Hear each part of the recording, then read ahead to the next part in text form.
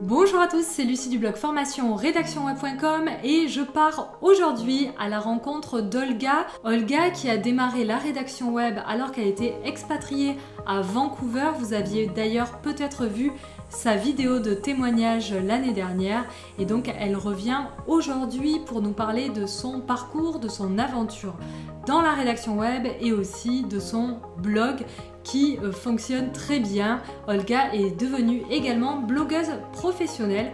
On la découvre après ça.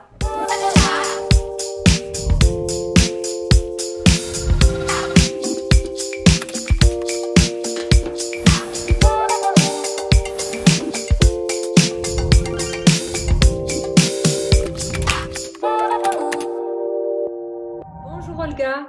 Salut Lucie. Comment vas-tu? Écoute, ça va bien. Merci pour ton invitation. Merci à toi, je suis très contente de t'accueillir. Tu es une des élèves mythiques puisque tu as fait une vidéo témoignage dans la neige à Vancouver. Oui, c'est vrai. On se souvenait de toi. Et puis ensuite, tu as créé un blog qui commence à être un petit peu connu, qui s'appelle Choisir sa formation. Et voilà, bah, tu vas pouvoir nous parler de tout ça si tu es d'accord, mais on est là pour ça normalement. Donc, Ouais, voilà. oui, oui, avec plaisir.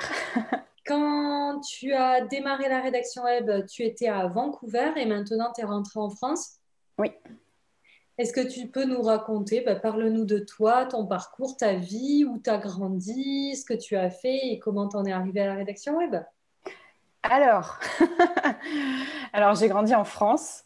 J'ai grandi dans le sud de la France, puis dans la région de Nantes. On a déménagé plusieurs fois.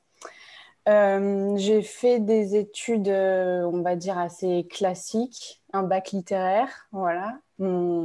Mon amour des mots ne vient pas de nulle part. Et, euh, et à la fin du bac, donc après le bac, j'ai fait une pause de 1 an où j'ai voyagé toute seule pendant 1 an en sac à dos. Je suis allée faire du bénévolat dans plein de pays différents. T'as fait quel pays? Et alors, j'ai fait l'Angleterre d'abord. C'était pas un gros dépaysement, mais au moins j'ai pu perfectionner un peu mon anglais avant de partir ailleurs. Mhm. Et ensuite, je suis allée en Inde, en Thaïlande, en Australie, en Nouvelle-Zélande, au Guatemala, au Costa Rica, en Turquie.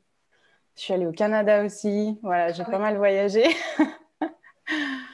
Et, euh, et puis, j'ai dû rentrer en France. Donc, je suis rentrée, j'ai repris mes études. Là, ça n'a pas été facile, mais j'avais vraiment envie. Donc, j'ai repris des études d'abord en art appliqué et Mhm. puis ensuite en photographie. Mais vu que j'avais fait 1 an de pause, en fait, j'avais interrompu ma scolarité.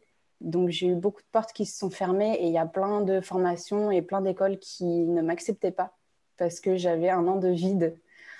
Ah oui. Et ouais, et j'ai trouvé ça très dommage. Enfin, sur le moment, je comprenais pas forcément. Et bon, c'est pas grave. Du coup, j'ai fait d'autres écoles, celles qui m'acceptaient. Et vu que j'ai jamais trop aimé quand même l'école et les études, je me suis arrêtée au bout de 2 ans. Donc j'ai fait 1 an de mana, 1 an de photo et je me suis arrêtée là. Et puis ensuite, je suis repartie à l'étranger parce que c'était vraiment ça qui me plaisait. Donc je voulais vraiment voyager.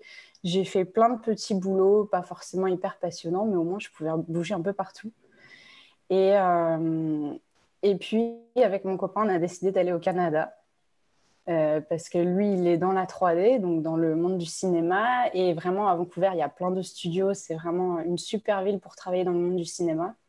Donc, on est parti s'installer. Et j'avais trouvé un super job de photographe là-bas, photographe culinaire pour un magazine. C'était génial. Et puis finalement, ça s'est hyper mal passé avec le patron. Ah, Et au bout de 3, 4 mois, j'étais à la porte et puis j'avais plus de job. Donc, j'ai trouvé des petits boulots alimentaires en attendant. Voilà, j'étais femme de ménage et je me suis dit, non, je ne vais pas passer mes 2 ans à Vancouver en tant que femme de ménage. Donc, je veux vraiment, vraiment faire autre chose. Et c'est là que je suis tombée sur ton blog et tes articles et j'ai découvert la rédaction web. Et au début, je me suis dit, Hmm, Je sais pas, je connais pas trop ce truc, j'en ai jamais entendu parler. Je n'arrive pas du tout à visualiser ce métier.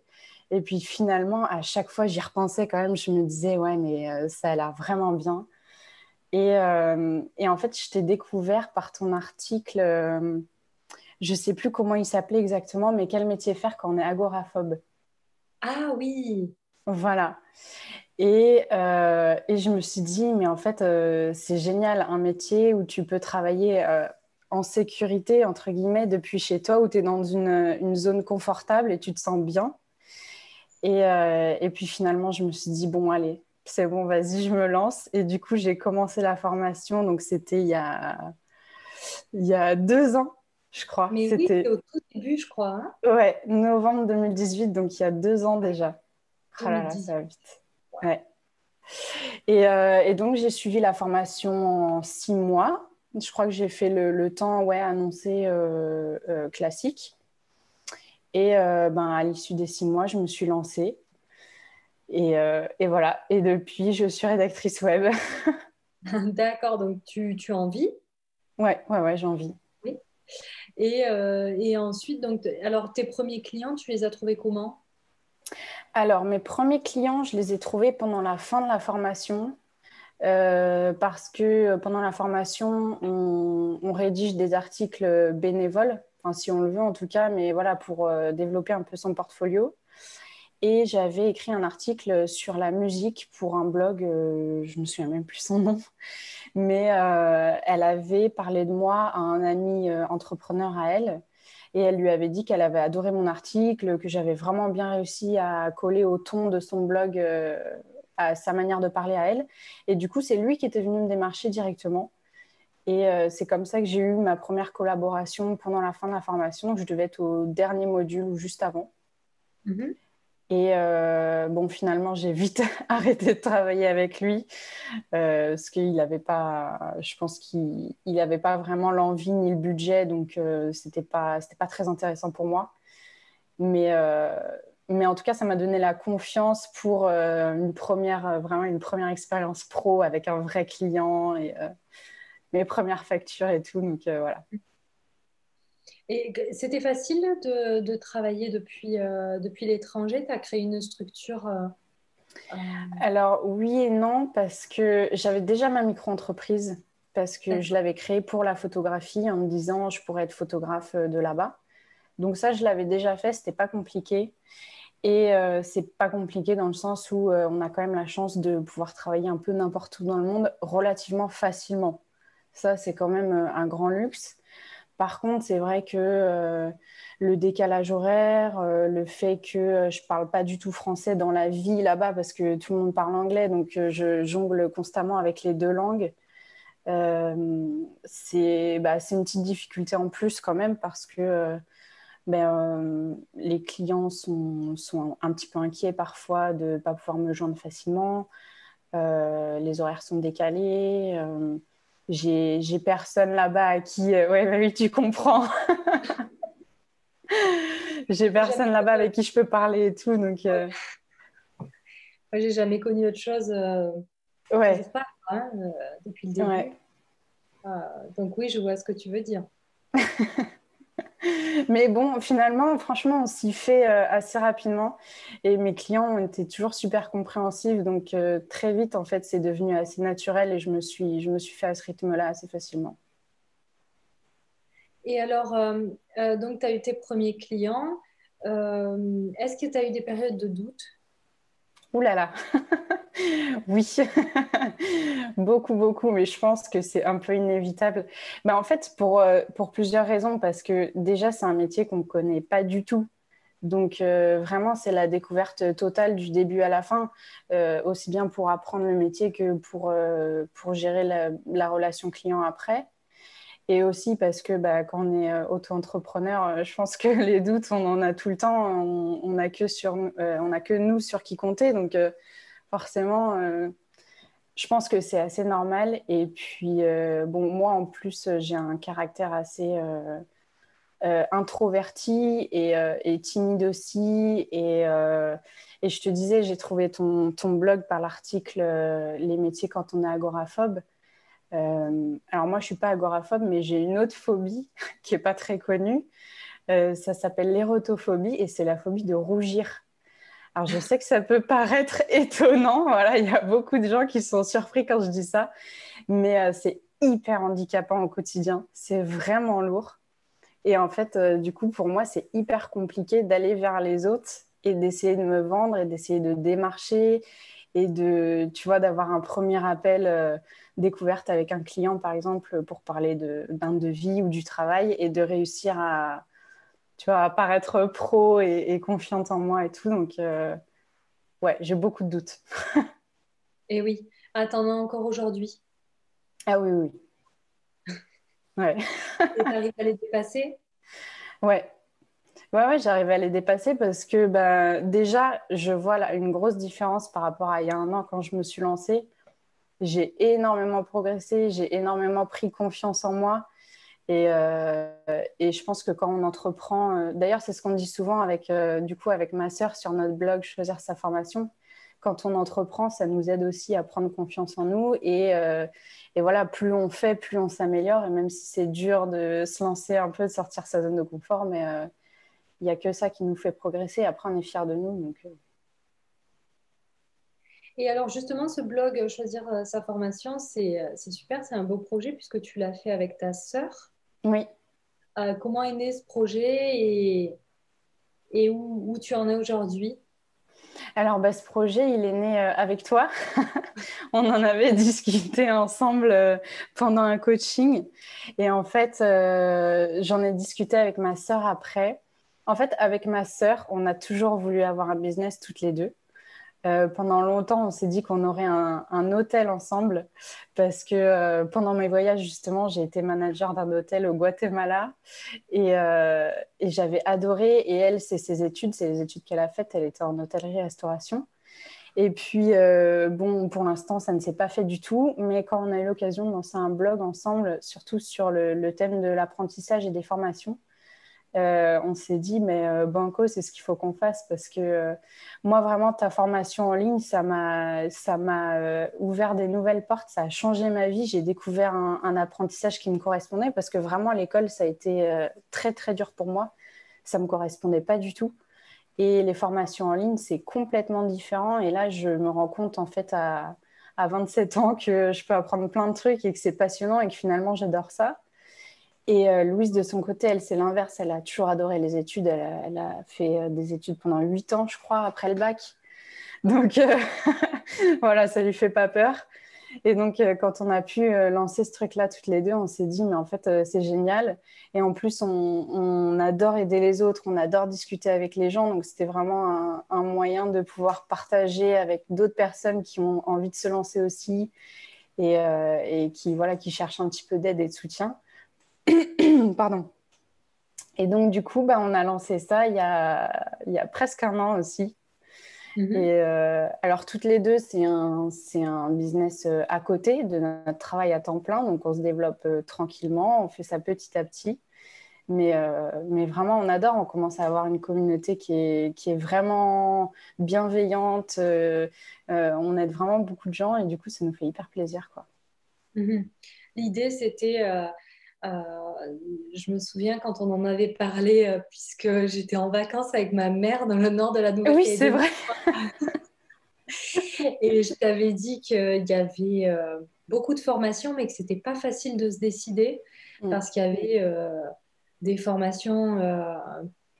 On a plusieurs types de formateurs sur Internet. On a ceux qui forment par passion, et puis on a ceux qui forment pour s'enrichir pendant quelques mois ou années et disparaître Mm. euh, sans scrupule. Et c'est très difficile de réussir à avoir des sites qui proposent avec un maximum d'objectivité les formations. Et l'idée, c'était que vous testiez les formations, les formateurs, que vous les interviewez et que vous posiez uniquement les formations éthiques. Est-ce que tu as réussi?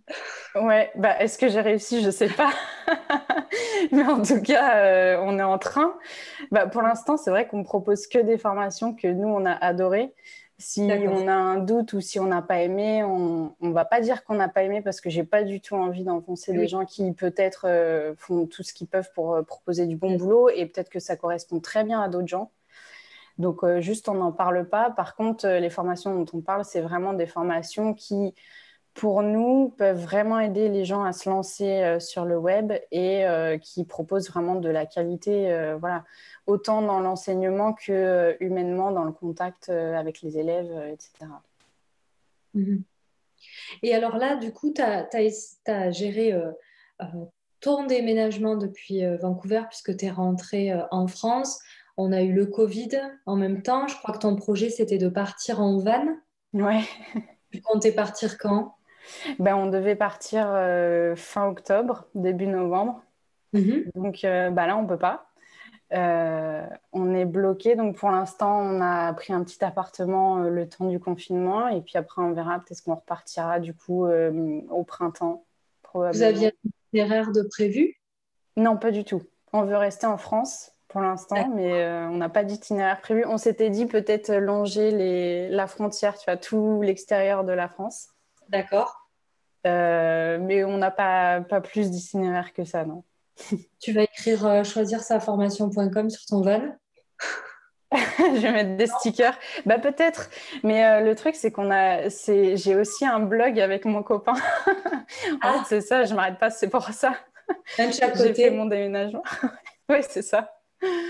Mais ouais, du coup, bah, en fait, pendant ta formation et en discutant avec toi, vraiment, j'ai compris que le monde du web, c'était plein d'opportunités. On ne connaît pas du tout. Quand on n'est pas dedans, on ne connaît pas du tout. Et finalement, je crois que tu m'as filé le virus et maintenant, j'ai envie de développer des blogs tout le temps. Et donc, avec mon copain, lui, comme je te disais, il est dans la 3D. Et donc, on développe aussi un blog, ça s'appelle Apprenti créatif. Et on D'accord. essaie de faire découvrir le métier d'animateur 3D. Et on va aussi, à terme, créer une formation pour former les gens à devenir animateur 3D s'ils ont envie. D'accord, super. Ouais, Super. Félicitations pour tous ces projets. ben, Mais alors, je merci. reviens à quelque chose de moins sympa.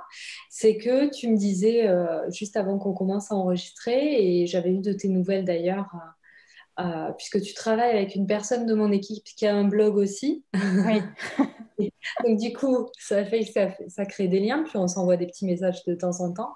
ouais. Que tu viens de vivre un burn-out. Mm. Euh, Est-ce que tu veux en parler déjà? Oui, oui, Et bien sûr. si tu veux bien en parler, qu'est-ce qui s'est passé? Ben, en fait, bon, on vient un peu de le dire, je pense que j'ai beaucoup trop de projets en même temps. Mhm. Donc, j'ai la rédaction web qui me prend quand même la plupart de mon temps. Et puis, à côté, donc, j'ai développé Choisir sa formation avec ma sœur. J'ai développé Apprenti créatif avec mon copain. J'ai déménagé du Canada vers la France. Et effectivement, je pense que le Covid agit pas mal sur le côté un peu anxiogène du quotidien en ce moment dans le monde entier depuis presque un an maintenant quand même. Et voilà, je pense que j'étais très enthousiaste au début et donc je me suis pas écoutée, j'ai pas fait attention à mon corps, à mon sommeil, à ma fatigue et voilà, j'ai pas pris de repos. Je me suis mis trop de pression à moi. Je te parlais de ma phobie tout à l'heure. La plupart du temps, le contact avec mes clients ou le démarchage ou tout ça, ça me prend vraiment énormément d'efforts. Je ne sais pas si je peux dire que ça me prend plus d'efforts que les autres parce que je ne suis pas à la place des autres. Mais en tout cas, c'est sûr que je pense que ça me prend beaucoup, beaucoup d'énergie parce que c'est très difficile à surmonter. De toute façon, les angoisses, de manière générale, ça prend beaucoup d'énergie. Mhm. Donc en fait, j'ai un peu trop forcé. Et en fait, c'est marrant parce que j'écrivais justement un article pour une cliente qui a un thème passionnant. Elle parle du cycle menstruel. Et j'ai dû écrire un article pour elle sur le cycle menstruel comme arme anti-burnout. Et donc, elle explique comment on peut suivre son cycle pour se rendre compte de est-ce qu'on va vers un burn-out ou pas, et quand est-ce qu'il faut se reposer, etc. Et en fait, plus j'écrivais l'article, plus je sentais que j'avais la gorge serrée, j'avais envie de pleurer, je me sentais pas bien, je me sentais fatiguée. Je me suis dit, non mais attends, il y a un problème, il y a un truc qui va pas. Et en fait, c'est comme ça que je me suis rendu compte que j'allais un peu droit dans le mur. Et donc, ça n'a pas été facile du tout, mais j'ai pris la décision de m'arrêter un mois complètement. Donc, j'en ai parlé avec toutes mes clientes et mon client, parce que j'ai un homme et que des femmes.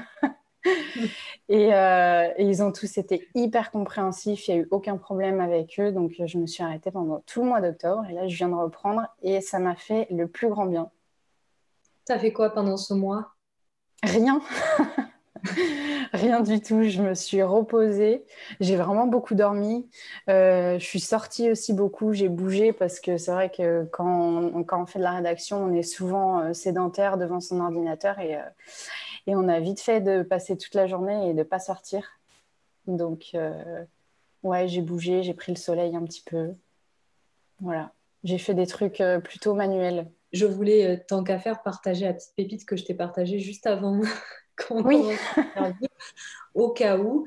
Moi, la semaine dernière et avant, ça m'était arrivé, j'avais eu une énorme fatigue à cause des écrans. Et je suis sur Mac et on m'a fait découvrir la fonction Night Shift qui désactive la lumière bleue des écrans Mac. Je ne sais pas si ça existe sur PC, mais en tout cas pour moi, c'est le jour et la nuit, justement, sans jeu de mots. Parce que là, j'ai changé d'écran et récemment, j'avais de nouveau très très mal à la tête parce que sur mon ancien Mac, j'avais tout le temps activé depuis 2 ans le Night Shift. Et là, c'est vrai qu'en remettant Night Shift il y a 4 5 jours, j'ai plus besoin de Doliprane et donc je conseillais à Olga de faire ça puisqu'elle a un Mac. Donc j'ai hâte de savoir si ça marche ou pas chez elle ouais, aussi. je t'en donnerai Chez des vous, nouvelles. entendez ça, essayez d'utiliser Night Shift ou de désactiver la lumière bleue de votre écran. Ça peut changer vraiment beaucoup de choses. Voilà, voilà. Alors, oui, est-ce que par rapport au métier de rédacteur web, on va revenir sur la rédaction web, justement pour éviter, alors toi, comme tu précisais, tu as beaucoup de projets, tu as aussi une phobie et tu as aussi eu le déménagement plus le contexte sanitaire et tout ça qui t'ont stressé, mais qu'est-ce que tu pourrais conseiller aux rédacteurs web qui se lancent parce que c'est évident que les rédacteurs web, on le voit bien avec toutes les personnes que j'interviewe, puisque tu seras, je crois, la 8e euh, élève interviewée. On voit que ça revient très souvent, l'enthousiasme, l'envie de découvrir le monde du web. L'avantage et l'inconvénient, c'est que le monde du web, c'est infini. Oui, Et qu'une fois qu'on commence à s'intéresser à tout ce qui se fait et qu'on voit le champ des possibles, c'est tellement une page blanche à écrire et on peut partir dans la direction qu'on veut. Et en même temps, on peut partir aussi dans plusieurs directions à la fois. Quand on est comme nous, ouais. on a envie de partir partout et il y a beaucoup d'élèves à qui ça arrive. Alors après, qui font pas forcément, heureusement, des burn-out, mais c'est vrai que ça peut arriver qu'on se fatigue. C'est une fatigue par passion, mais en même temps, ça peut être dangereux. Du coup, est-ce que tu as quelque chose à dire ou à partager, des conseils? Bah, du coup, oui, se reposer. Mais bon, je l'avais entendu aussi ce conseil et je ne l'ai pas suivi. Donc, je ne sais pas s'il sera utile, mais en tout cas, vraiment essayer d'écouter son corps et de s'accorder des vrais moments de repos où on lâche vraiment et surtout ne pas culpabiliser de prendre du temps off. Parce que ça, pour moi, au début, c'était vraiment dur. Je me disais, oui, mais là, pendant que je fais rien, j'aurais pu avancer sur ça, j'aurais pu avancer sur ça. Ou non, je vais pas dire non à ce client-là, j'ose pas. Alors, c'est pas grave, je vais bosser un peu le week-end et puis ça passera. Voilà, vraiment tout ça, j'ai pas envie de dire que c'est une mauvaise idée, mais je le conseille pas en tout cas. Et faire attention à sa santé mentale et physique d'ailleurs, c'est vraiment important. Donc, se dire qu'on a le temps de développer ce qu'on veut, mais il faut pas tout faire d'un coup et tout faire au même moment. Voilà, il faut prendre le temps. Et je sais que moi, ça m'a beaucoup aidé aussi d'écouter des podcasts, que ce soit sur l'entrepreneuriat ou développement personnel. Bon, c'est un peu à la mode, mais vraiment écouter d'autres gens qui donnent des bons conseils sur bah, voilà, dépasser son syndrome de l'imposteur, donc vraiment avoir des doutes et se dire qu'on n'y arrivera pas et que on est trop nul ou voilà, des choses comme ça. Écouter vraiment des gens qui arrivent à nous soutenir et à nous remonter le moral. Moi, je sais que ça m'a beaucoup aidé. Et ça m'a aidé surtout à déculpabiliser et à comprendre un petit peu aussi tous les mécanismes du cerveau, de comment on fonctionne, parce qu'en fait, c'est normal et tout le monde passe par là. Et si on reste un peu enfermé seul là-dedans, on a du mal à prendre du recul, alors que si on discute avec d'autres gens, si on regarde des vidéos, on écoute des podcasts, voilà, je pense que ça peut aider. Mhm. Est-ce que tu conseillerais, par exemple, ou est-ce que toi, tu vas mettre ça en place maintenant que tu es en train de revenir, de reprendre? Est-ce que tu vas t'imposer des horaires et te dire, bah, à telle heure, j'ai terminé, j'arrête, et tant pis, je reprendrai demain. Oui, mais alors pas tout le temps, parce que je te disais tout à l'heure, j'en apprends beaucoup sur le cycle menstruel et je sais aussi que, en tout cas pour les femmes et ou les personnes qui ont un cycle menstruel, c'est vraiment variable. On n'a jamais la même énergie tout le temps.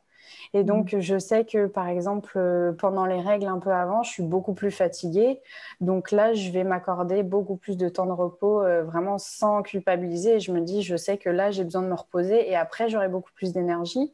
Et quand j'ai plus d'énergie ensuite, eh ben là, j'ai moins peur de faire des journées plus longues, éventuellement de grappiller 2-3 heures sur le samedi ou le dimanche si besoin, mais parce que je m'écoute sincèrement et je sais que je peux aller jusque-là et que ça ne va pas me faire de mal et que j'ai l'énergie nécessaire.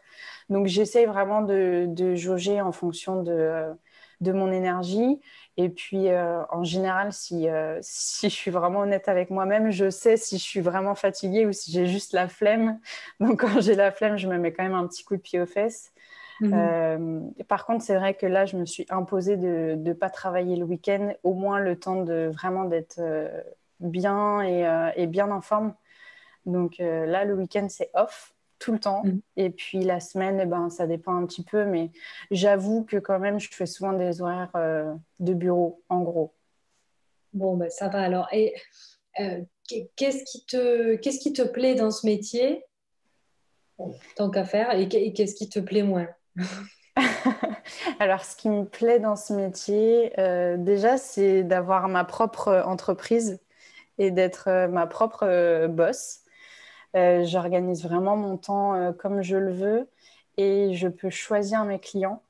Ça, c'est un truc, j'ai mis du temps à avoir un salaire que j'estimais correct, donc à partir de 1 500 € par mois, parce que j'ai mis du temps à choisir mes clients. Je voulais vraiment pas travailler avec n'importe qui et sur n'importe quoi juste pour travailler.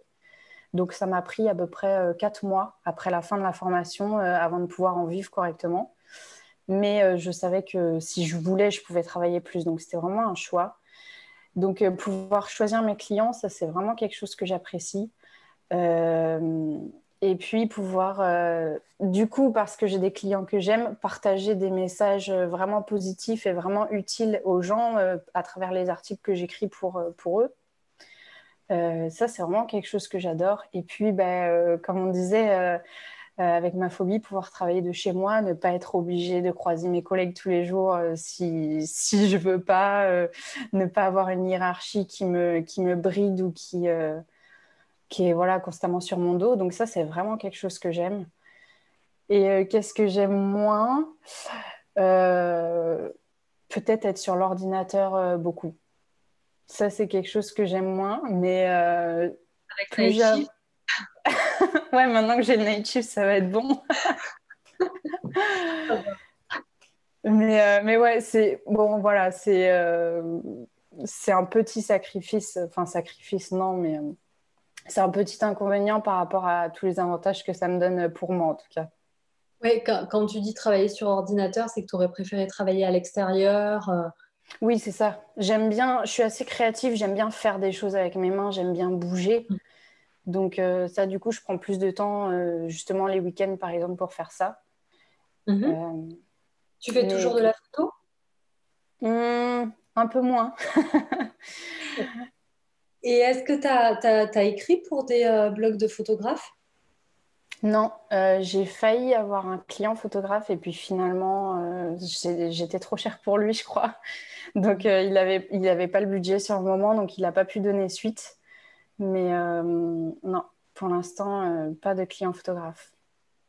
Oui, il y a beaucoup de concurrence chez les photographes, alors je ne sais pas comment ils se débrouillent. Après, ils peuvent géolocaliser souvent et c'est plutôt du Google Maps. Mm. Ça dépend. Voilà, à chaque fois, il faut analyser les situations. Ouais. Enfin, alors, ben, écoute, je crois qu'on arrive à peu près au bout. Quels sont tes projets? Mes projets, bah, continuer à chouchouter mes clients parce que je les adore et que j'aime vraiment écrire pour eux. Continuer à développer mes blogs à côté et puis continuer le podcast aussi parce que j'adore ça. Donc j'étais contente de pouvoir participer au tien. Et Et puis oui, tu m'avais interviewé pour un des premiers d'ailleurs. oui, je crois que tu étais notre toute première interview, ouais. Et le nom du podcast, c'est Ça je s'appelle veux dire, Parle-moi de toi. Parle-moi de toi, le nom du podcast. Ouais, Et on peut retrouver sur toutes les plateformes de podcast. tout à fait. Ouais. Ok. Eh ben, est-ce que tu avais quelque chose à ajouter pour Ben, terminer? si les personnes qui nous écoutent ont envie de se lancer dans la rédaction et qu'elles hésitent, eh ben, j'ai envie de dire foncez. Parce que moi, j'ai trouvé ça génial. J'ai souvent des messages de personnes d'ailleurs qui veulent s'inscrire à ta formation, qui ont vu mon témoignage et qui viennent m'envoyer des messages sur Facebook pour me demander des conseils parce qu'elles ne sont pas sûres ou qu'elles hésitent ou qu'elles ont un peu peur. Donc, en général, je dis toujours la même chose, c'est que si vous sentez au fond de vous que vraiment ça vous tente et que vous avez envie de vous lancer, allez-y. C'est normal d'avoir peur. Après les tests de français et d'orthographe. Oui, Mais merci pour le temps que tu accordes aux personnes qui me suivent, du coup, parce que, et j'en profite pour remercier tous les élèves qui témoignent et qui, du coup, se font contacter sur LinkedIn et partout. Et c'est vrai que voilà, vous jouez le jeu du partage de l'expérience. Et c'est vrai que, comme je sais que vous êtes tous bien occupés, merci à tous ceux qui se reconnaîtront et qui répondent comme ça. C'est super de faire ça pour vous, je veux dire, pour les personnes, de prendre de votre temps. Et merci beaucoup pour toutes ces personnes qui s'interrogent. En tout cas, bah, merci beaucoup, Olga. C'était un c'est avec plaisir grand plaisir. de discuter avec toi. J'ai appris à mieux te connaître au passage et je suis sûre que ton témoignage intéressera beaucoup de gens. J'espère. Et je te souhaite le meilleur dans tes projets, un bon rétablissement, un bon repos des yeux avec Night Shift. Ouais. Et j'espère bientôt te rencontrer quand on pourra en Ouais, France en et France. avec ton van bien décoré. Ouais, ce sera avec grand plaisir. À bientôt, Olga. Merci À pour tout. bientôt. Bye.